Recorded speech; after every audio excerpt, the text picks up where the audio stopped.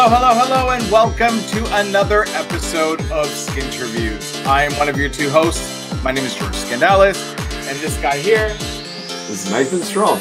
How are you, Nathan? I'm very good, mate. How are you going? Oh, I'm doing all right. You're tapping a little bit on that desk, and that drives me absolutely insane. Like, there's pet peeves I have. It's when you're sitting there doing drum rolls like this on the desk. It gets my blood boiling. Like, why would you do that? I like to wind you up every now and then. I knew that would get you.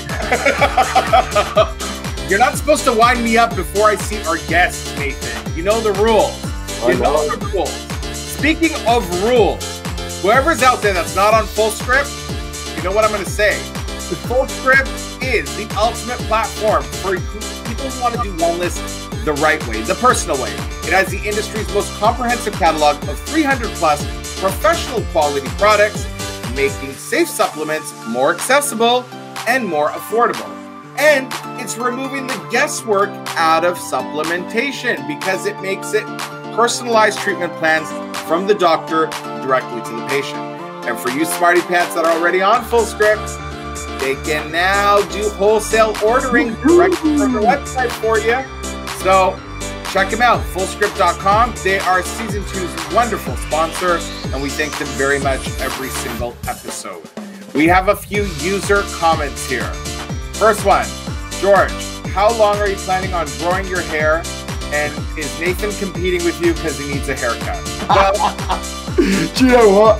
I was just saying to my wife tonight, please make me go get a haircut tomorrow because I was supposed to get one today before today's show and work just got too busy and the kids got too busy. But I agree with that viewer. I do need a haircut. And you know what? I didn't like George's hair at first. Don't tell him. But it's starting to grow on me. You know what, Nathan? You've said this a few episodes now. And every time you say it, it proves to me that for the first half of the season, you were a big liar. And I'll take the compliment, though. And for the user that asked that wonderful question, I'm planning on growing it down to here. Yes, I'm having a midlife crisis. I want my hair this long. I don't know why this is happening now. I'm sure it'll reveal itself, and we'll see how long it can go. The next comment is, are you guys going to have a recap episode for Season 2? And will Dr. Anna Guanche be on? It was very fun watching the three of you. Well, Dr. Guanche, if you're listening, you're invited to the recap episode whenever it happens, or you can be on our season finale live. We would love to have you and make this user happy. It'll make us happy too. Always, exactly. Always. All right. That's it for comments that I can read on air. The rest I will tell you all about later because there's a couple here that are just not appropriate, just so that we're clear. Okay? We're clear. Everybody, we're two married men. Not to each other. Not to each other. I mean, he wishes. Right? Because my wife probably wishes. But we're two married men. So some of those comments, thank you. They're flattering. But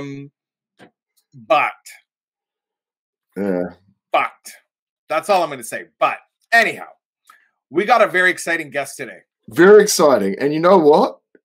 I was so close to meeting this guest pre-COVID. So close. What happened? She was like, so that she doesn't meet Nathan, she put COVID into the whole world? No. We were, with my previous role, we dropped into Sarah to clinic and she was just too busy to see us at the time. But yeah. I'm so happy we're getting to catch up with her tonight because I love hearing that people are too busy to see you. I love hearing you got the door. I did get the door. Read her bio? Like, have you read through her bio? No, because I wait for you to read the bio because it excites me. Okay, well, ladies and gentlemen, we ask all our guests to give us a bio, and depending on the guest, they can be very long or very short. I never read the whole thing. I take out the key points.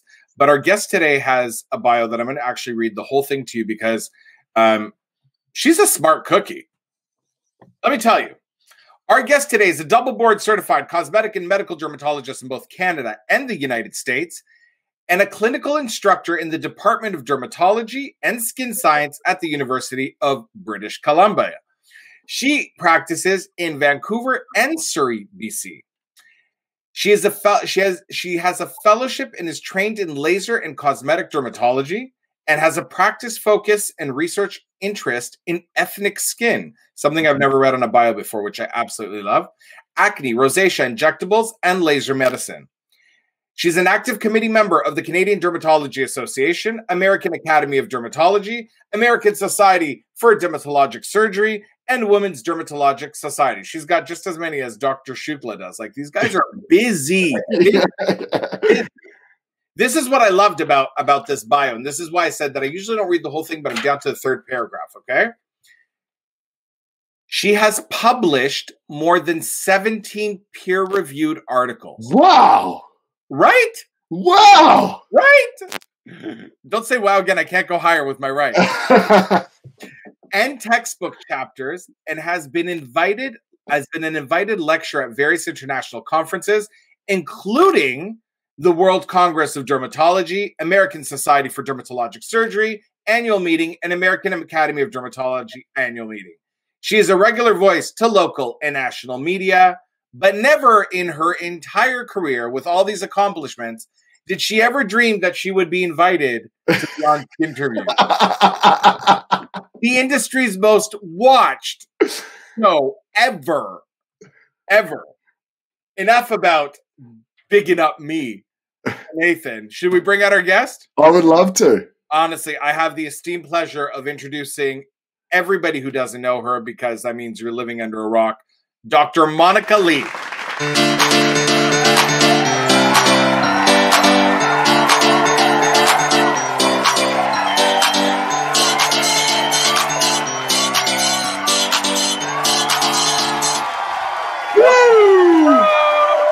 Yeah.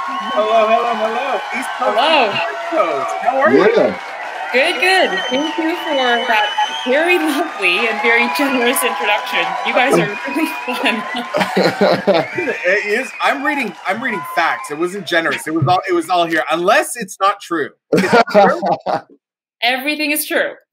I'm impressed. I'm impressed. I gotta Thank you. Thanks for having me. Well, thank you for being here today. Yeah. How is life out west with everything going on? I mean, are you as bad as the East Coast? Because we're pretty bad. Well, our numbers could be better, but businesses and everyone's trying to keep going. So we'll have to continue to try and do our best and live with this for the next while. So doing our best. That was the most optimistic next while I think I've ever. we won't ask you what your while means. It was pretty optimistic, and usually like I'm more of the pessimist and Nathan's more of the optimist, but I see that you're falling under the Nathan category. We haven't started the interview, which is a great thing. Should we get right into it tonight? Yes, let's go. All right. I want you to take me back all the way to day zero. You enter this world, you take your first breath, and I want you to tell me the parents decide to name you, your full name at birth, and is there a middle name? Is there any meaning to your name? Okay. So I was born Kai Lee, but Monica was added in the beginning, and it is my legal name. Monica was the name my parents chose when I was baptized. So it's my Catholic name. Mm-hmm. And then Kai, which now became my middle name, is actually a translation of my Chinese name, which I've been told is supposed to mean intelligence and grace, which I love that for a little baby girl. So there you go. My parents should have named me Kai when I was.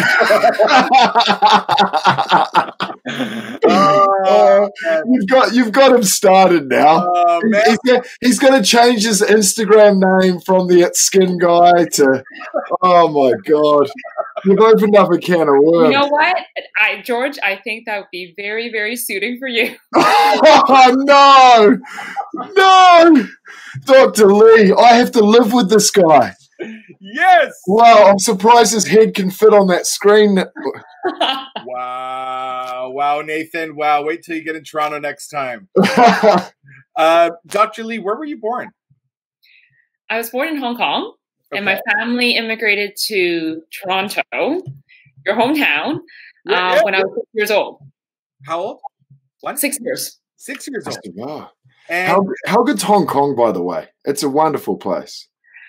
It is a wonderful city. Yeah. Lots and lots to do. Very exciting. Never sleeps. Yeah. I try to, before COVID, go at least once every couple of years. It's a great place. It's really fun. Yeah, I love it. I love it. And 2 questions. Well, let's go to the first one. Do you have any siblings? Well, in fact, I do. So I have a younger brother, and here we are. You can see the pictures.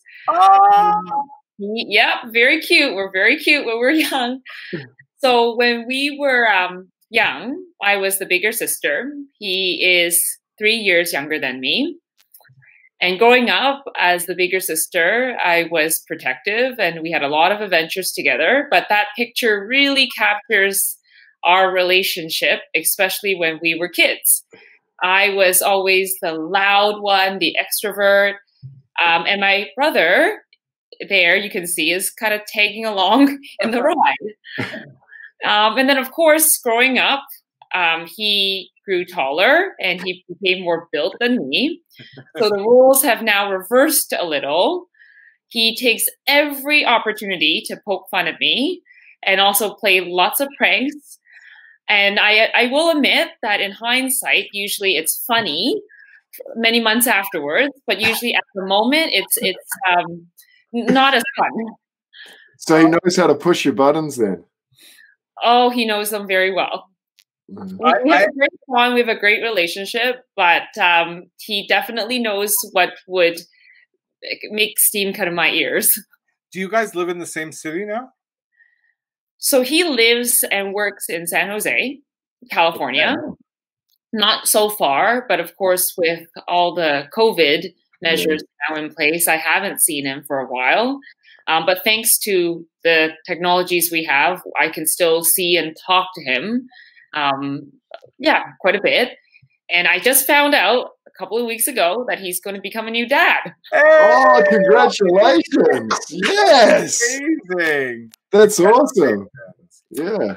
Can I give you a Skinterviews challenge? Will you promise to see it through, even if it happens 5 years from now? It depends on what it is. Oh. I'm worried. I'm worried. What would you be worried about? I want you, the next time you see your brother, to recreate that the child photo, but as adults. Have you seen when people do that? Yes. He's going to crush me. Put a big pillow underneath him or something. We could try. Okay. You'll try. You'll let me know. Well, I want to know, growing up, who was mom and dad's favorite? So I see this actually a lot in the families of my patients. And I think it's very similar in my family as well. I think I was the favorite for my dad, and he was the favorite for my mom. So everything evened out very nicely. I get away a lot, and I get a lot for things that I ask for from my dad. And he always has a soft spot because I'm daddy's little girl. But for my brother, my dad is much more strict with him, but my mom always caves in. So it ends up very evened out. It's very nice that way. But yeah. And that stayed the same way as adults, right? I would say so. For the most part, I would say so. That's very similar to my situation at home. I have a younger sister, and my sister, all she needs to do is half ask the question, and dad's like, "Oh yeah, I can get that for you," and whenever I ask for something, it's like, "Don't you get it for him, Trudy?" My mum's name's Trudy. "Don't you get it from him? He can get it himself." But then mum will sneak off and get it for me and say, "Don't tell your dad I got it for you." Very, very similar. So tell me. I do think that there's like a soft spot usually for daughters for dads. Yeah. And sons for mums. You guys both have kids, right? So you probably see that in your family. I do. George doesn't, but George is pretty much the father of my kids as well. So yeah, he does. But yeah, I'm about to have a third daughter, so I'm screwed. Like that. I just They get whatever they want. My 4-year-old, she's learned how to batter her eyelids when she wants something from dad. Oh, daddy, can I please have it? And it's like, it's tough. It's tough to give in. Your 4-year-old is brilliant. I'm in love with her. She's gonna retire us all. That's what I keep saying to him. She's gonna retire us all. She's even got George wrapped around her little finger as well. She does. Yeah. So tell us, as kids, what do you remember doing in the weekends that sort of brought your family together? Yeah, so we were very fortunate to have a house near a few parks. We spent a lot of time. I grew up in Toronto, so we spent a lot of time in the parks. My brother actually played at the local neighborhood baseball team. Awesome. And we also spent some weekends cheering him on. And then afterwards, we would have picnics in the parks. So it was really nice because it was a way for us to connect to nature. It was a way for us to relax. And then, you know, now that I'm older, hopefully, eventually with my own family in the future, I want to be able to recreate that too for my kids. Oh, that's awesome. It is awesome. So birthdays, is there a particular birthday you remember growing up? The most memorable probably was my 3rd birthday. Wow, that's cool. I didn't, you know, I didn't send you that picture. I should have, but so that you guys, the audience, can see. But my 3rd birthday was at McDonald's. We had lots of little kiddies invited, and I got, again, my dad had the soft spot for me, so I asked for a lot of kids. I got all the kids invited. But what was so memorable was the fact that I had not 1 but 3 birthday cakes. So for people who know me, I have a huge love for birthday cakes, for cakes in general. I don't know how I'm the size I am, knowing that I love cakes. But I work out, and here we are. So, but in any case, I had 3 birthday cakes. It was the party of my life as a 3-year-old. Tons of pictures. But of course, when you're a little kid and you eat 3 birthday cakes, you get sick. Yeah. So I still remember very vividly the number of times I spent and the number of hours I spent in the bathroom feeling so ill because I did too much on the birthday cake. It was a wonderful birthday, lots of memories, lots of pictures. I probably would just have 1, maybe 2 birthday cakes now. You have a picture of it? I do, but not. If you do, I'll edit it into the segment here so we could see it. So everybody, here's the picture. There you go. There we go. Perfect. So you seem like a really close family. So tell us, growing up, what was like the most important lesson your parents taught you and your brother? You know, I think all of our parents teach us a lot when we're growing up, and to do good and to be a good person, that's really important no matter what field we're in. But I think one of the most important lessons that my parents have really emphasized in the lives of my brother and I growing up is the fact that whatever you do, make sure you always put 150% in it. And that really resonates with me, whether I've been through many, many years of school to become who I am today, or in my patient care, in my everyday work. Mm-hmm. I love that. I love that. Tell me, your very first best friend in Toronto. You came here when you were 6. Did you speak English when you came here? Yep. Yes. Good. And so your very first best friend in Toronto. Are you still friends today? Do you know where they are? Say my very first best friend in Toronto would actually be in my school years. Okay. So when you're young, there's a lot of you have a lot of friends, and it's hard to sometimes keep in touch with people when you're that young because they move, they change schools. Right. But my very first best friend, that still remains my best friend in Toronto, she lives in Toronto, is a girl named Alice, and she and I grew up and went through high school adventures together. We actually had a bit of friendly competition growing up because we were always in the same classes. And my friendship and bond grew with her because of the fact that we were always trying to outdo each other. We were always trying to outdo each other academically. And we, you know, had crushes on the same boys, Oh. the same teenage, the very similar teenage things that other people go through. And then growing up now, having grown up, she and I, we really like skin. We really like skincare products. We really like skin. We really like dermatology. She's not a dermatologist, but she now works in management at Estee Lauder. Oh, wow. She studied engineering. I studied medicine. We took different paths in our lives for our career and for us professionally, but we still would come together from time to time to just talk for hours about skin, all the products that we use, all the products in the market, and it's really, really fun. That's brilliant. Well, hello to Alice if you're watching. I have a bunch of friends that work actually at Estee Lauder, so I wonder if we know people in common. So that'd be kind of interesting. I want to know an embarrassing Dr. Lee story. You know, we're going to ask this question. A couple of people have gotten away with not giving it. A couple of people have given us a little too much, too. It's your choice how far you want to take it, from what age in your life you want to give it. But I want to know an embarrassing Dr. Lee story. Are you a klutz? Are you not? Is there a funny patient story? What do you got for me today? So I wouldn't even say that this is a funny story. I would say that this is something that happens not infrequently, unfortunately. But I sometimes can be very forgetful with keys. And it's gotten me into situations where it's really embarrassing. So I would forget my clinic keys. I would forget my house keys. I would get locked in. And it's happened more than once, even though I set all these reminders to tell myself not to forget things.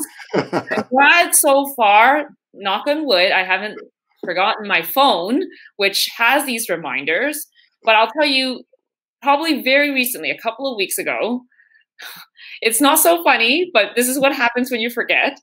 So I tell myself not to forget next time. I forgot my keys to my clinic.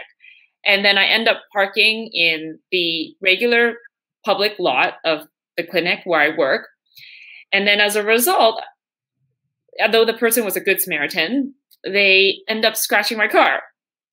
So I have this black streak right now still on my bumper. And they were very nice, very gracious. They left a note and they said, please call me. I'm so sorry I hit your car. And I did, and we're taking care of it. But I haven't had time to bring it to the shop. But there's a big black streak of paint on my bumper. And had I not forgotten my keys and parked in my usual spot in the staff parking lot, that probably wouldn't have happened. Wow. Nathan, if you bumped someone's car when they weren't there, would you leave a note? Be honest. I would. You would, eh? Yeah, because I just would feel I couldn't live with myself, I don't think, because if it was the other way around, I'd be furious. Oh, I'd probably drive a little bit and then go back. Yeah, I think I would. I'm not. I like to think that most people would leave a note. I really do. I would get halfway down the block and be like, oh, no, I can't do this. I can't do this. I can't do this. And I'd go back and I'd leave it out. Yeah. But I would leave. And I would try to. The interesting thing is this is not the first time it's happened to me where people have left notes in my cars. Really? That's nice. Yeah. It's nice to know. There's people have bumped it, scratched it. There's been paint streaks, and people have always left notes. So I always really do believe that there are good Samaritans out there. People and humans are good people. And I've been very fortunate that even when these things that are annoying happens, people have been very gracious in admitting it, and then we just get it dealt with and move on. That's really awesome. Are West Coasters nicer than East Coasters? I am not going to. You've lived both, so you can say, but you don't have to say. You don't have to say on air. I'll save you from it. Yeah. I do want to know though, what kind of car do you drive? Because I'm looking to buy a new car right now. I have an Audi. That's what I'm looking for. I want the A5 coupe. I really like the A5 coupe too. Okay, is that what you have? No, yeah. Maybe I do have a very nice. I like my Audi. Okay, we'll leave it at that. We'll leave it at that, and then off air, you'll give me advice if I should go to the S5, but yeah, or RS5. Anyhow, I think RS5 would really suit you. Sorry, RS5 with Kai as your name would really suit you. Oh no! Oh, you're bringing it up again. Oh, all right. Listen up, wow! For season 3, you need to up the game by $100,000 so I can get my name changed legally, which has legal costs, and I can get my RS5 in dark gray. Wow. Camel interior. We're going to need 20 sponsors. You've done a lot of education stuff here. And I'm a little bit obsessed with the more than 17 peer-reviewed articles. I mean, that's outstanding. It is. I don't know how many people tell you that, but I hope more people do. It's absolutely brilliant. So education must be a big thing for you, both when you were getting educated, but also the fact that you continue to speak and educate your peers and your clients and staff. Growing up, was there a teacher that really made an impact on your life, whether it was in a negative way or a positive way, and that you really think about every so often? So I wouldn't say that it's someone that I think about every so often. In fact, I still keep in touch with her. Oh, really? Wow. Yes, I do. And so that memorable teacher in my life is my high school grade 10 or grade 11 English teacher. Wow. So I really like languages, and she really brought out my love for the English literature when I was in high school. She was very supportive of a lot of the extracurricular activities when I was going through school. And when I applied for university, she supported me, and we've kept in touch throughout the years. So she retired from the school board this past June. And I'm sure she wouldn't mind me saying this live, but she is not a person that she's not as advanced in her technology as you and I might be. So she still writes letters to me. Oh, so wow. We keep in touch. Yeah, she's not a big person. She doesn't like to send emails, and she used to send emails through the school to me to keep in touch. But now that she's retired, and so she writes to me, and I get these letters once every couple of months. It's hard for me to find time sometimes to write back, so I pick up the phone and I call her. I'm the lazy one, but we've kept in touch all these years, and she's a lovely individual who's been really influential when I was growing up. I'm really moved by this. I don't know. So am I. I'm so moved by that. What high school did you go to, if I'm allowed to ask? I went to Campbell. Campbell. Oh, yeah, Albert Campbell. Yeah. I'm a Lee-sider. Oh. Yeah. That's an amazing story. It just shows what teachers are going through right now. We need to really get them behind them, don't we? Because they do shape the future. Yeah, I've had patients, of course, who are school teachers, and it's been a real struggle for them because they really are in the front lines, and they want to be able to continue their work because their work is very important for our future generations. But of course, there's lots of the same uncertainties that we face in healthcare as well that they face. So yes, we really need to be supportive of teachers. Yep. So for all those viewers watching, if you know a teacher, go out of your way to do something nice for them this week, because Skinterviews said so. Nathan, I like this attitude on you. No, we need to do it.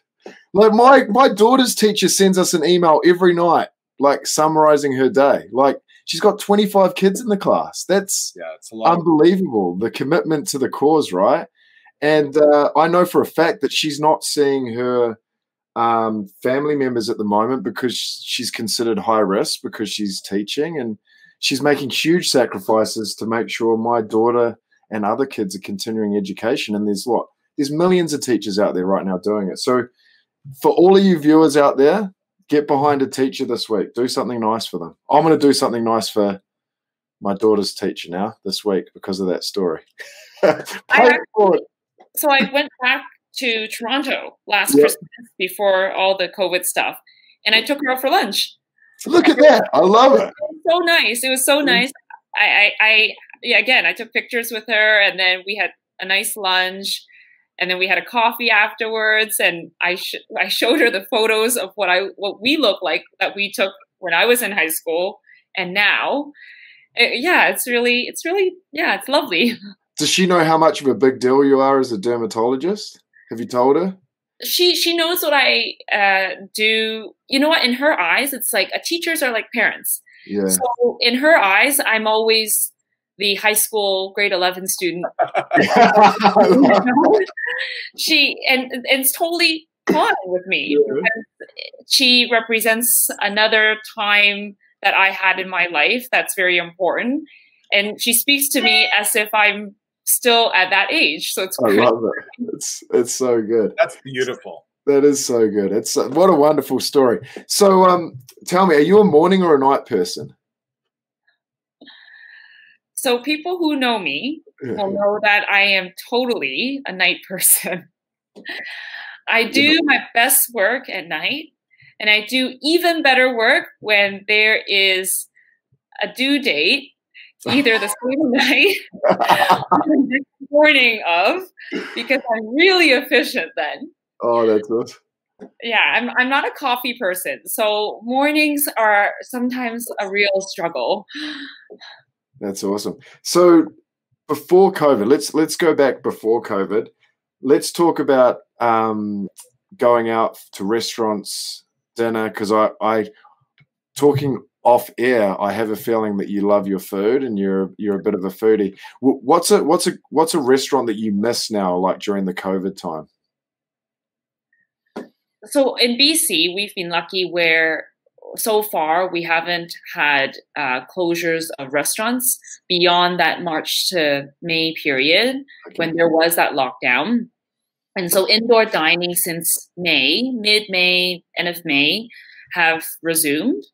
And even right now we can indoor dine in BC. So I've been able to, especially in the summertime, be able to have some meals out, which is really important as part of that, coping strategies and mental health balance for all of us during these challenging several months. But one of the restaurants I really like, I haven't been to it lately, but I really like in the city in BC and Vancouver, is Ancora. Have you guys heard of Ancora? No, I haven't. Is it on one of your photos that you sent me?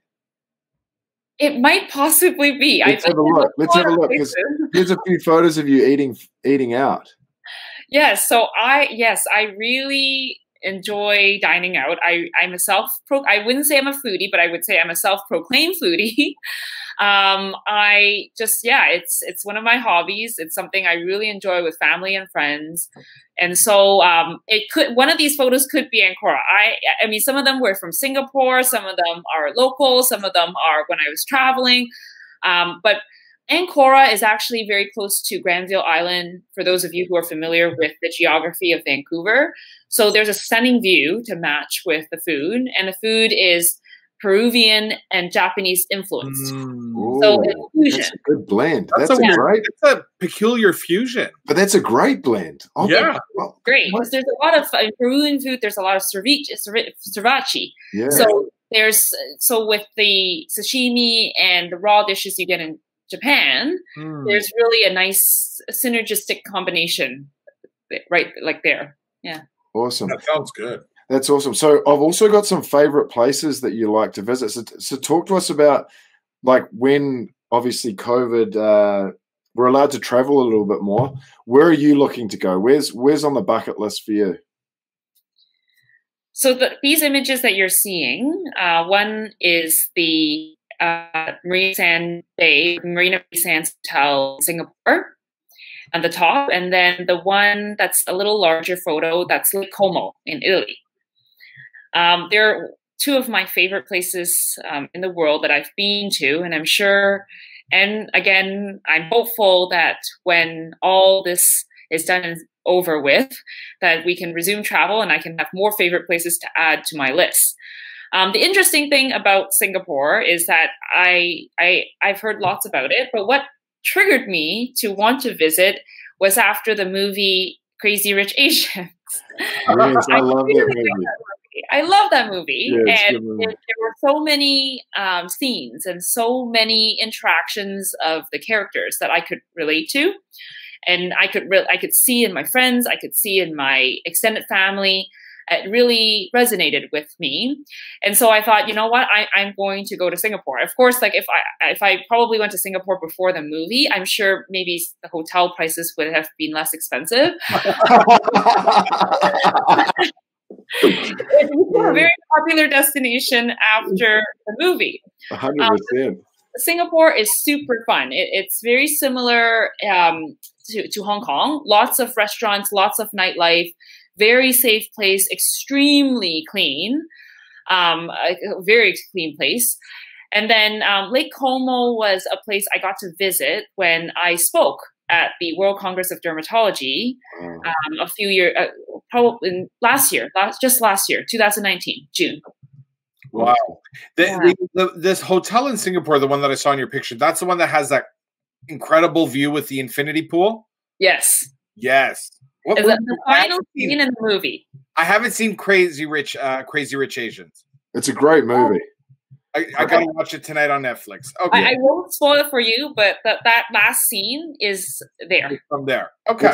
It's a phenomenal movie. It's my wife and I actually went to the movies to see it. Like it was brilliant. I really enjoyed it.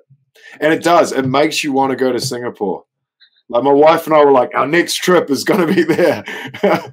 Yeah, and plus, like as a self-proclaimed foodie in Singapore, there's tons of hawker food. Yeah, so these are meals that you can get for $2-3 equivalent Canadian. Yeah, and it's amazing. It's authentic. It's fresh. It's just really delicious. And there's one restaurant now, and it's called Hawker Chan, that made Michelin star. They're the first hawker place that sold chicken with rice for I think $5 or $6 Canadian, but they were so good they made the same list as like $3,000 meals in other restaurants around the world. Wow! And they started off as a hawker stand, which is kind of like a food market where there's a food court, and they got so famous and they did so well, so successfully that they expanded, and now there's actual restaurants of the same food in a lot of places in Asia. Wow. That's awesome. So I know that you've got, a tiny little body. Do you work out? I work out every day. I try to work out every day.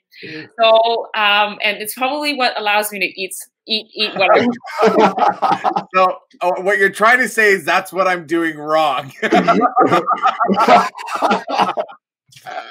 Okay. Hey, at least George and you have one thing in common. We eat a lot. Well, you know what? I can't comment because I only see the half of you. So from the half of you I see, you look pretty good. So don't worry. This is strategic marketing. You don't want me to stand up. No. What is your favorite song to work out to right now? So I was going to say that when I work out, it actually meant that I swim every day. Oh, so I used to compete. I used to compete in swimming. I used to swim competitively when I was younger. What was your stroke? What was your main stroke that you did everything? Backstroke and breaststroke. Wow! And how competing? Like how far did you go? Well, far enough I can say it's competitive, but not that far. I did compete. I did go to races and had my swim team.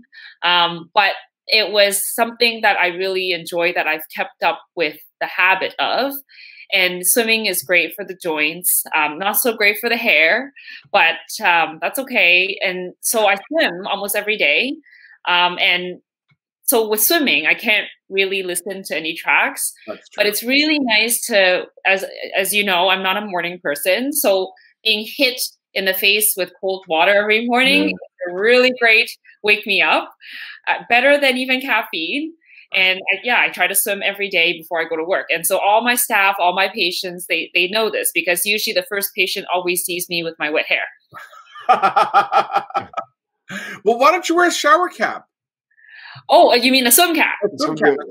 Well, I do. But, you know, with women who have longer hair, it's harder to dry. So by the time I get into work, because I come and shower and go straight from the pool to work, I still have, I still have wet hair. And in Toronto, where, as you know, it's cooler than Vancouver in the winter months, I used to have icicles dangling from my hair because I swim, and then my hair's still wet when I get on with my day in the morning. So, but yeah, I try to swim every day, and it's great for the joints. I really like it. It's a great cardiovascular workout. So that's what I do. That's awesome. Well, if I grow my hair out like I want to, in 3 years from now, I'll tell you if the same thing's happening to me with the icicles. Let's talk about some entertainment stuff here. I know that you like the movie Crazy Rich Asians. I want to know, though, is there like a favorite all-time movie that you keep going back to?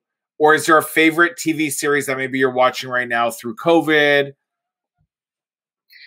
I really like the movie Notting Hill. Oh, I love Notting Hill. It's the movie that I've watched it, I don't even know how many times. Back then I had the DVD. Now it's on whatever. But with Notting Hill, it makes me cry every time. Even though I know every single line and I know exactly what's going to happen. And that last scene, the end scene, where she's in front of lots of reporters and she makes that announcement, it always makes me bawl. But Notting Hill, Hugh Grant and Julia Roberts, they're a great duel on screen. So I really love the movie. And hopefully that's one of the places, going back to your question about where I want to visit once all this COVID stuff calms down, Notting Hill would be one of the places. You go see the Red Door. Yes. The Red Door. I've been to see there in London. Yeah. So that movie is one of my favorite. I don't have people who know me will know that I'm a very active person. It's hard for me to actually sit down to be able to watch an entire TV series. I catch snippets of shows here and there, so I don't have a favorite TV series. I had bought the soundtrack to Notting Hill just for that one song. I think who is it? Elvis Costello.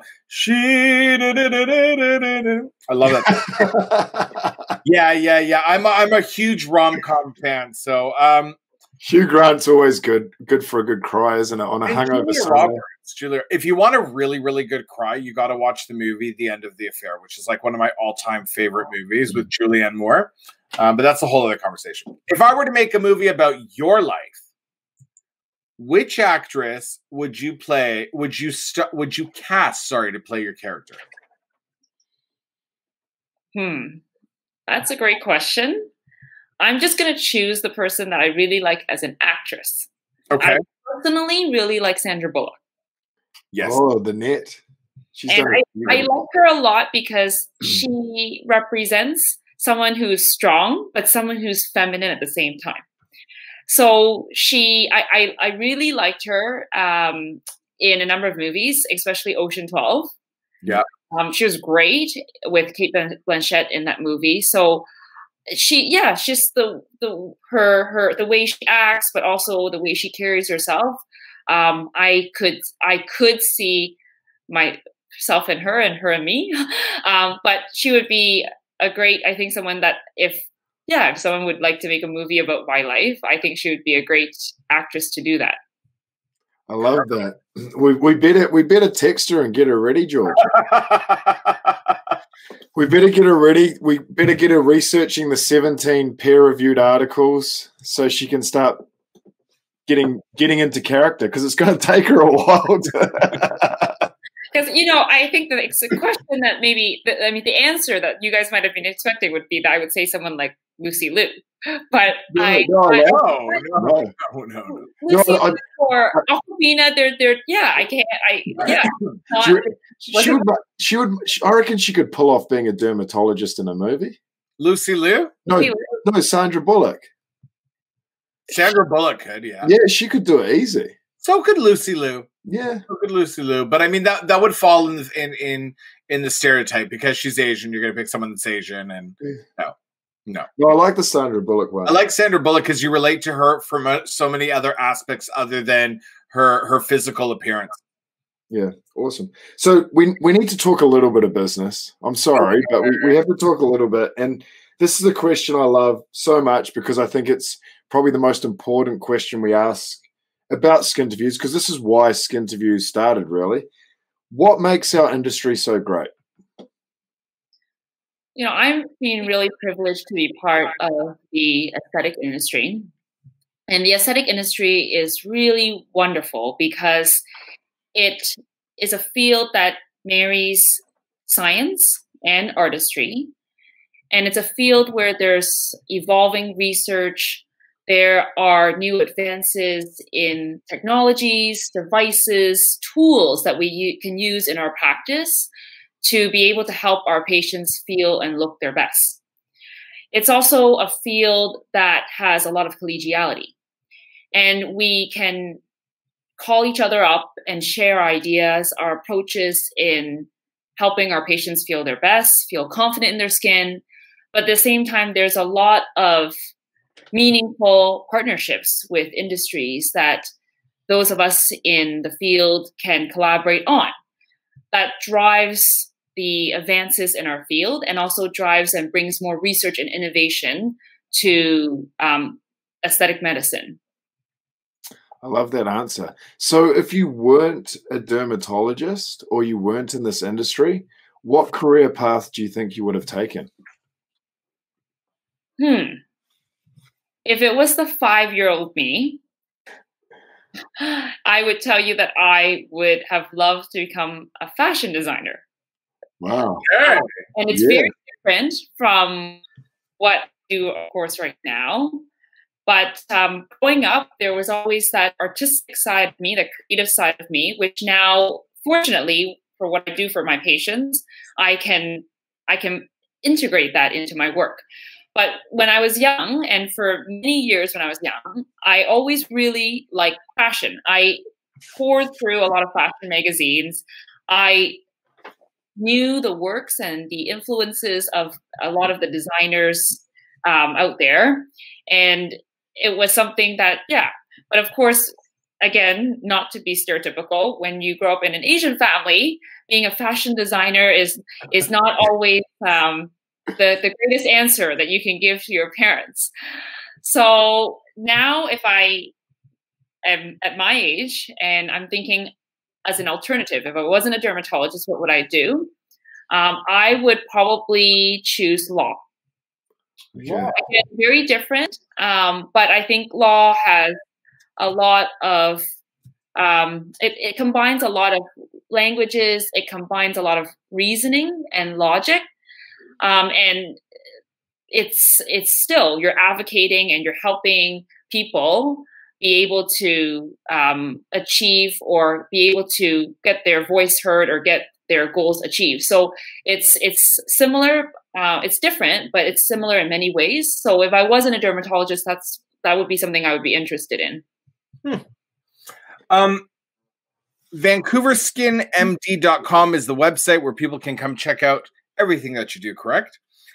And what is one of your favorite conditions to treat or one of your favorite procedures that you perform in the clinic on a regular basis?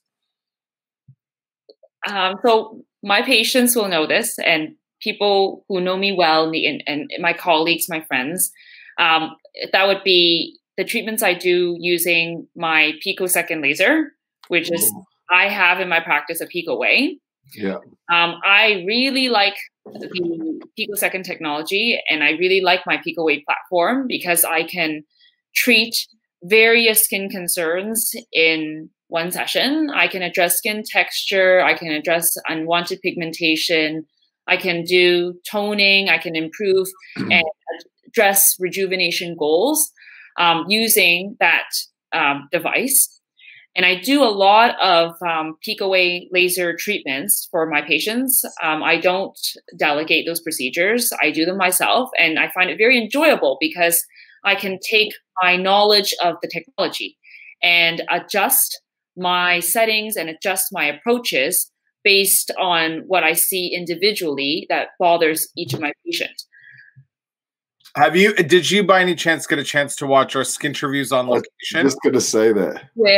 With our Skinterviews on location, one of our newer segments where we go into a clinic and we interview them about technology and stuff like that. Well, I will definitely look for that and watch it soon.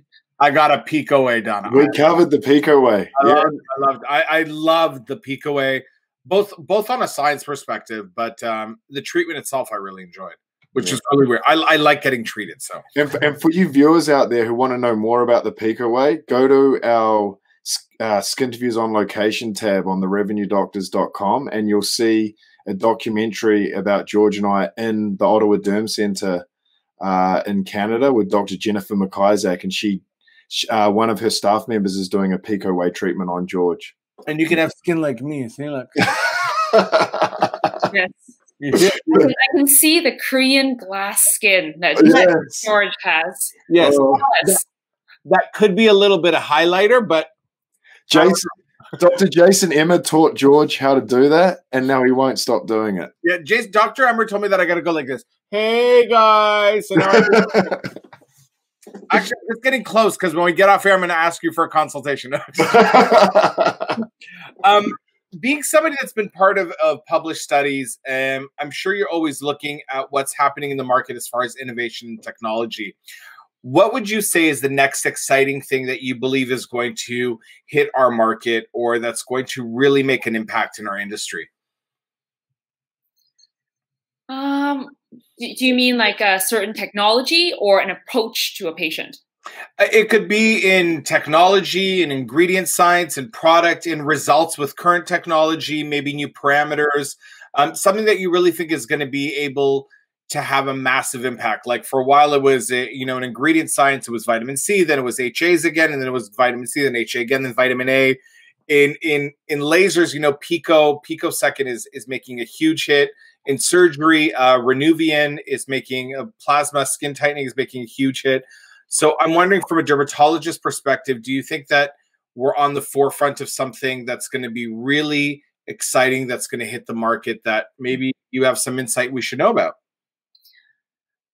So I think that, with, of course, COVID being around now for 8 months, 9 months, and counting, that there's, of course, all of us now wearing different the facial masks. We're not the way we are now on screen, where we can see each other's faces.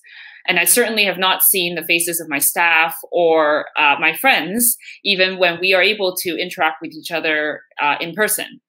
Wow. And because of the fact that I think with the fact that this is going to be the next little while, there's, I think, there's an emphasis on areas that are seen, not covered by masks. So focus on the eyes, focus on the neck, and focus on the chest. Yeah. One of the things I think could be even more popular than it already is, I see that there are a number of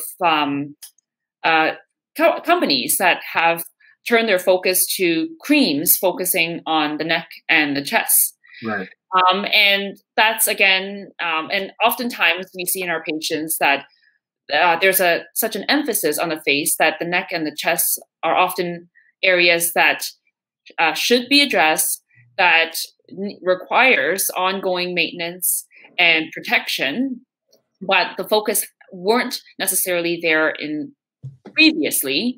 And now, because of these new products that are coming on to the market, there's more interest and more focus.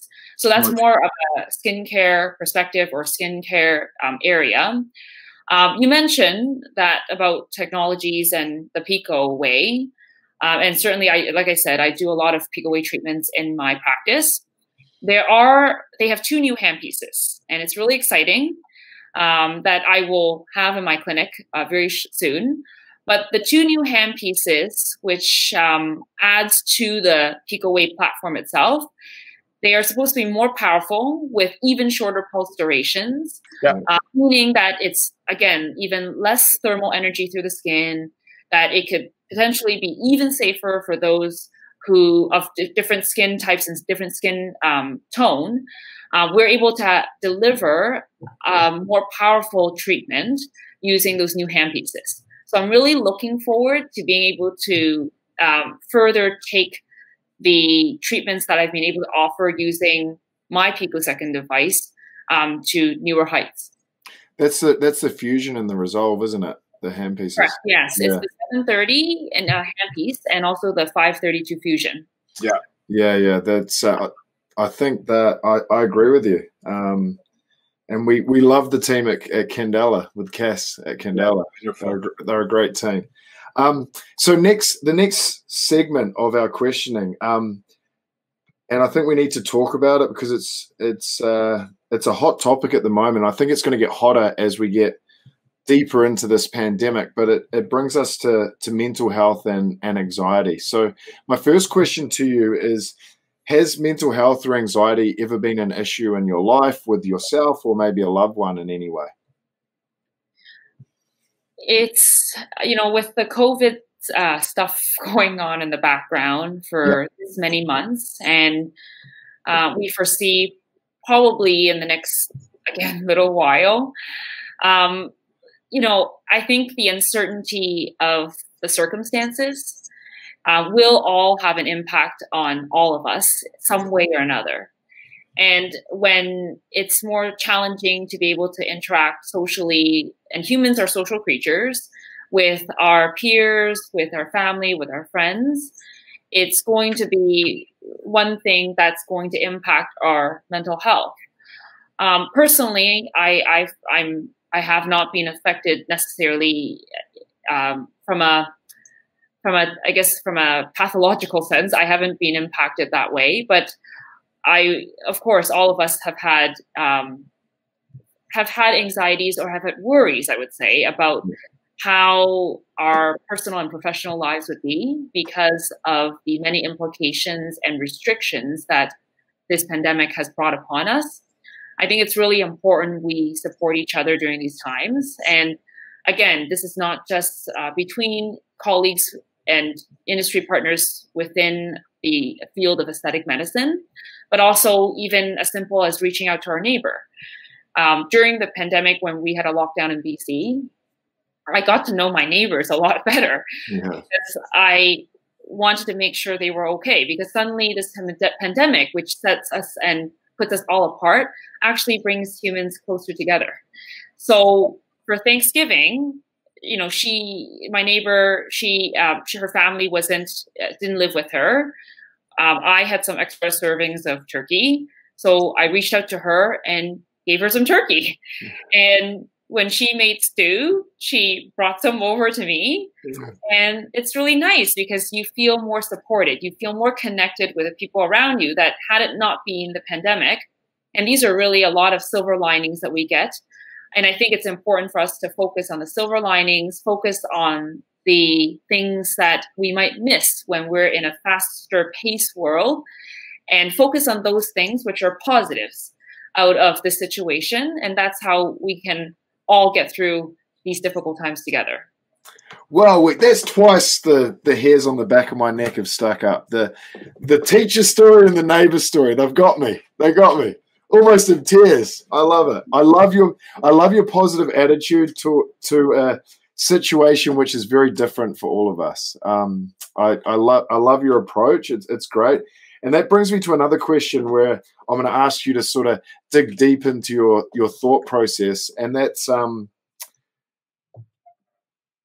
you as a resident meets you as Dr. Monica Lee today. What does Dr. Monica Lee, what's one piece of advice Dr. Monica Lee gives herself as a resident? You mean as a dermatology resident? Yes. or going into med school, maybe going into med school. Let's go to the younger you, even younger you. When you first walked in that door to med school, do you remember back to that day, and what piece of advice would you be giving your younger self today? You know, during our training years in medical school and then in residency and then in fellowship, the emphasis is always about learning the science, right? Learning the knowledge of what encompasses whatever specialty or field we end up in. And it's always about reading the latest publications, knowing what the science is, knowing and understanding the, all the science and all the advances that have come before us of the works of other people so that we can apply that to help patients. But one thing that has been really striking for me in practice is that at the end of the day, it's actually really important, and we get a lot and we learn a lot from our patients by listening to them. And it's not that they don't teach that in medical school. Of course, we learn to be empathetic. We learn to establish good patient-physician relationships. But when we're in practice, we really need to listen to and listen well to the values, to the preferences, the experiences of our patients so that we can do our job the best possible way to get the best possible outcome for an individual. And everybody has a story. There's different people that comes from different individuals come from different paths and walks of life. And being able to appreciate what brought that patient into a practice, whether it's a wedding, whether it's a divorce, whether it's a midlife crisis that George mentioned earlier. Oh, yeah. Touche. I love that. She got you. She got you there, Georgie.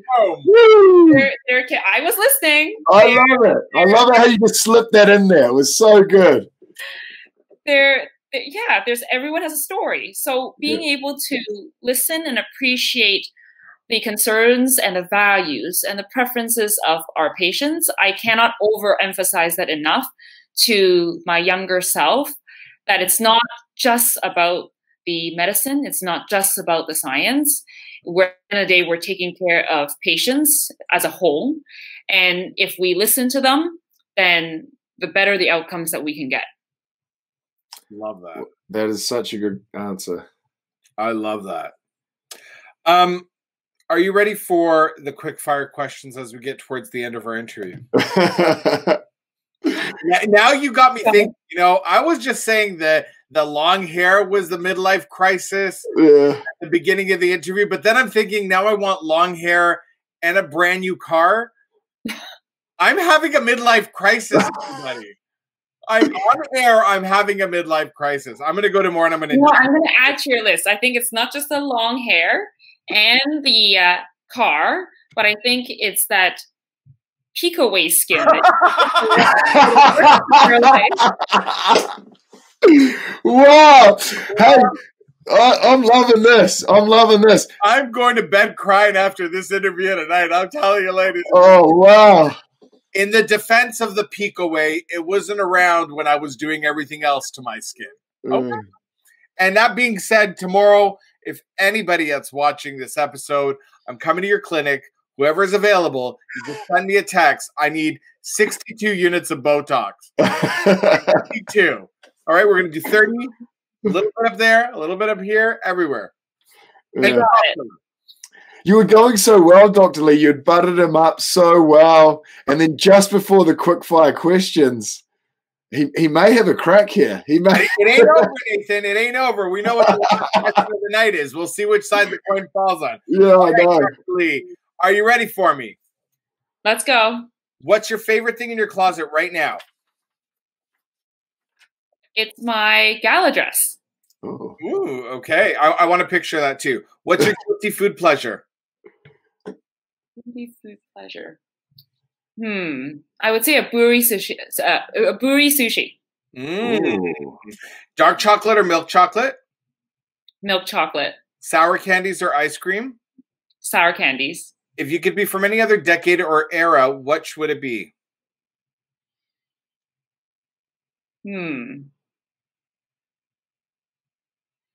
That's a great question. Probably the 60s. Okay. Your house is on fire. You've got your phone and your keys.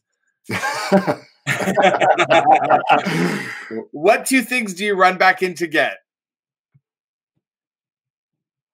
Two things. Yes. I have my phone and I have my keys. Yes. Yeah. Probably my laptop. Okay. And I actually have a box of special memories that I keep. Oh, that's nice. And there are thank you cards, there are tickets to the theater, and lots of special memories in my life. So I probably will grab that box. I like that. Okay. iPhone or Android? iPhones. Any tattoos? Unfortunately, no. Okay. Are you a texter or a talker? Can I say both? Yep. Yeah. You're only allowed to say both once, though. In this. Oh. Let's put up the ground rules at the beginning for this. It's my show, Dr. Lee. I can make the rules up. Okay. If you had a superpower, what would it be? To be able to fly. Okay.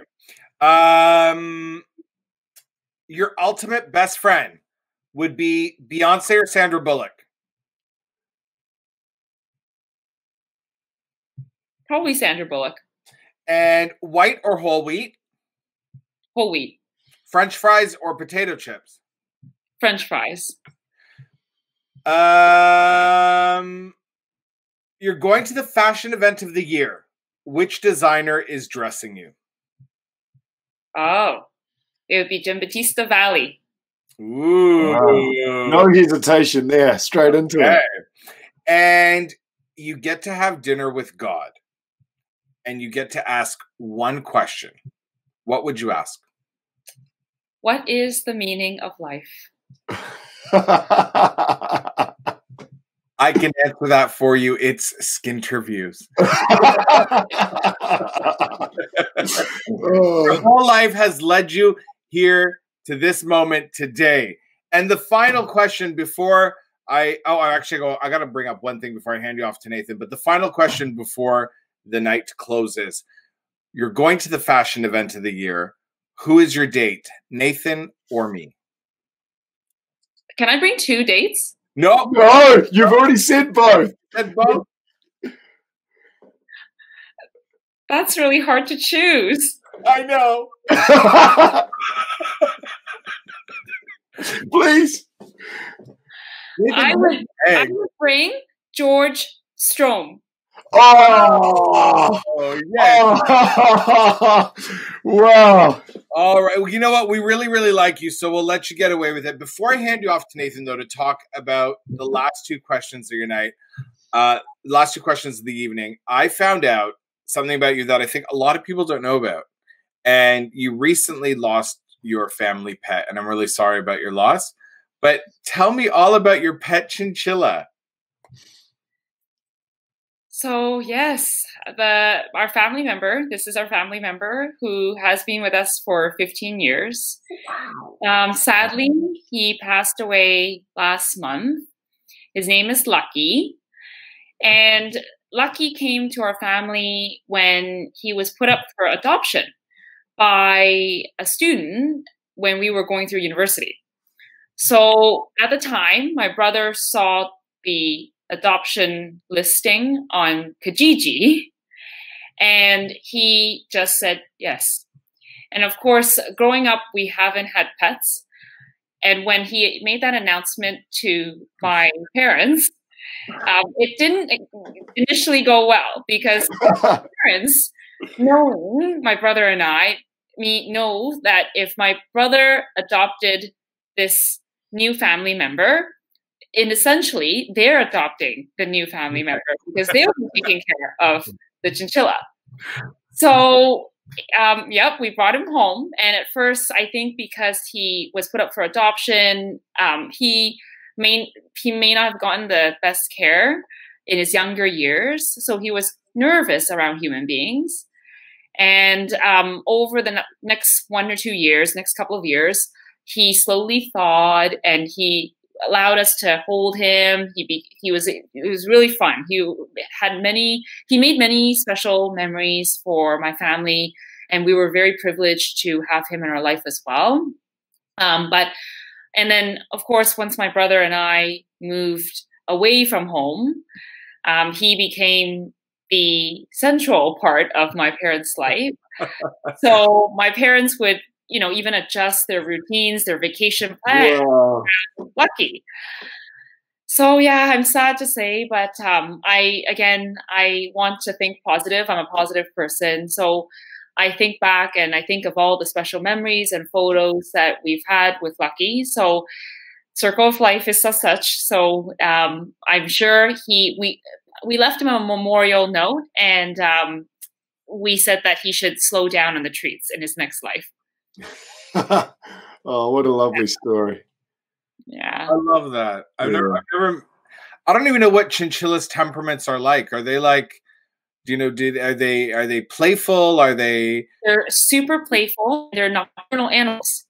So it's very fitting with me being a night person. Yeah. They get active, and they come out and eat, and they get active, and they're doing things and running around, usually after 8 or 9 at night. And they stay up most of the night, and then they go to bed most of the time during the daytime. Wow. But they're really furry. They actually weigh very little because most of their body and their size fur. Yeah. So they're like a puffball. And that's why I would never buy one, and I would not ever support one. But you can apparently get chinchilla coats in like high-end clothing stores. But in any case, a chinchilla, they're super playful. They're really cute. They're very intelligent animals. So yeah, we really miss him. I'm sorry for your loss. Yeah, very sorry. But you know what? We're going to talk about something that you are very fond of to put you in a better mood, and that is skincare, because we know you love skincare. You love everything about the skin. So right now, what's your current skincare routine? So my current skincare routine always consists of a vitamin A at night and a vitamin C in the morning, and then sunscreen.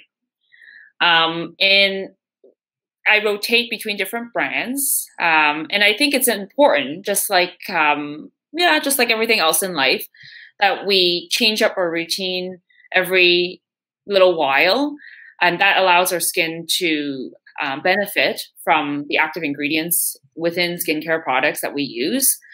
But I have that trifecta, and I've used that trifecta for, I'm not going to reveal my age, but I've used that trifecta for a while now. A long time, yes. And I know the science behind vitamin A and vitamin C, and of course the merits of sunscreen. So it's a solid trifecta. And then on top of that, I add on eye creams, I add on different moisturizers depending on the season of the year.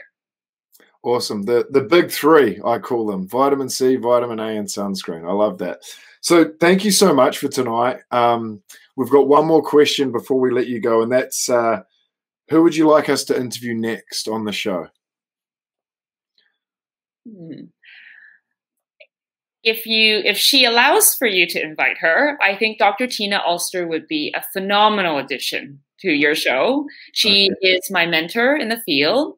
Wow. And as as a female physician, I think it's really important, not just for female physicians actually, but for all physicians to have mentors in their life. Mentors are important because they've gone through lots of experiences and have come before us. They have made their contributions to the field, and certainly Dr. Tina has been a big figure in this industry, especially in the laser world. And she loves fashion, and she has even tons and tons more fashion than me. You should see her closet. She has an amazing wardrobe to die for. Okay, we're gonna talk to you off camera about maybe connecting with her. But honestly, Dr. Lee, thank you so much. It's been an amazing time having you on the show. Stay safe out in BC, Vancouver, And next time I come to BC Vancouver, I'm not letting you stand me up. I'm gonna wait at your clinic until you're ready, and we're definitely gonna catch up. And you know what? We'll go to that restaurant that you love. Ancora. Yeah. I want to say thank you as well before we go to a message to our sponsors, just for being here today, your time, your positivity, and your fresh energy that you brought to the show tonight. Thank you so much. Thank you, Nathan. Thank you, George. You guys have a great show, so it's wonderful for me to be part of, and I'm very honored that you asked me. Thank you. That's on it. Awesome. Stay backstage while we go to a message from our sponsor. I'm going to say goodnight to our viewers, and I'll be right back so we can talk cars. All right. All right.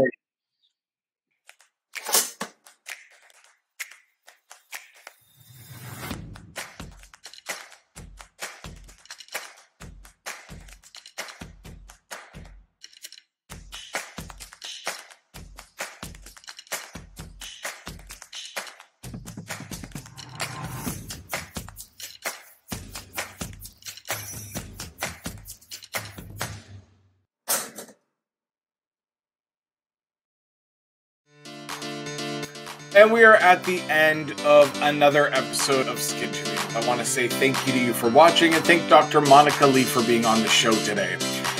Usually at the end I have something profound to say, but today I'm going to talk all about my midlife crisis. No. I won't bore you with that, although it's probably humorous to many of you that I might be going through it. For those of you younger than me, you will go through it too. For those of you older than me, any advice and all advice is welcome. But on a serious note, I love what Dr. Lee said today about humans being social creatures and that we need to reach out to each other with everything going on right now. In Toronto here, we are in a red zone for another few weeks, days, depending on when you're watching the episode. And it's really important that we reach out to each other. We make sure that we're all okay, and we don't have to see someone physically, although we want to. We can make it through a phone call. If you want to see them through a screen, you can do it through FaceTime or Zoom. And I know, we're all tired of it. We're all exhausted. And we want more in-person social interaction. We're going to get there. Just got to stay positive, and you got to take care of yourself, because you got to make sure you're healthy to get there, to get at that point when you do. I love the other thing that Dr. Lee said about the pandemic, being as scary as it is. It has found this unique way of bringing out the humanity in people and bringing people together. And there's never been a more important time than finding a way to connect with people. So find that silver lining, not just through the pandemic, but in everything you do. And if you can take away anything that you learned from Dr. Lee tonight and her parents, is to put 150% of all of yourself into everything you do. And for the teachers watching out there today, times are tough. And I know that we're telling the parents and the students to take it easy on you. But I also want to bring it back to you to say, take it easy on the students. Don't forget the objective and the influence you can have on a single student's life by being in the position you are. I'm hoping that if anyone out there is looking for any mentorship, I don't know if I'm the right person for you, but maybe Skinterviews or one of our doctors or Nathan or somebody we know might be a mentor for someone else out there. And we're always looking to help people in the industry and our colleagues rise up and better themselves. Have a wonderful night. Have a wonderful day. Stay healthy, stay safe. And most importantly, take care of your skin before you have a midlife crisis.